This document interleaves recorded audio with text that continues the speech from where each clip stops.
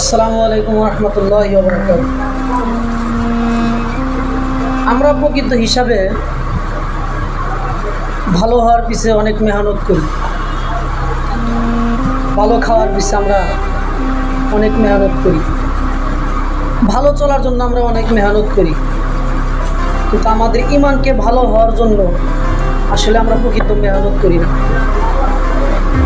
সাহাবায়ে কেরামের জিন্দেগি ছিল, তারা ইমানকে মেহনত করেছে, তাদের দিন দিন ইমান বেড়ে গেছে। আর আজকে আমাদের এমন অবস্থা, আজকে আমাদের ইমান পাওয়া কমে যায়, ইমানের শক্তি কমে যায়, যার কারণে আমাদের দিলের ভিতরে নামাজ, রোজা, কোরআন তেলাওয়াত কোনো কিছুই ভালো লাগে না। তো আমাদের সবারই উচিত পাঁচ ওয়াক্ত নামাজ পড়া, ইমানের দিকে মেহনত করা, ইমানের দিকে চর্চা করা, ইমান কীভাবে বাড়বে সেই পিছনে আমাদেরকে মেহনত করা। আমরা মেহনত করি অন্যদিকে, আর কতদিন, মরতে তো একদিন হবেই। তাই মরণের আগে আমরা ইমানের মেহনত করে দেব। আল্লাহ তাআলা সবাইকে তৌফিক দান করুন। আসসালামু আলাইকুম ওয়া রাহমাতুল্লাহ।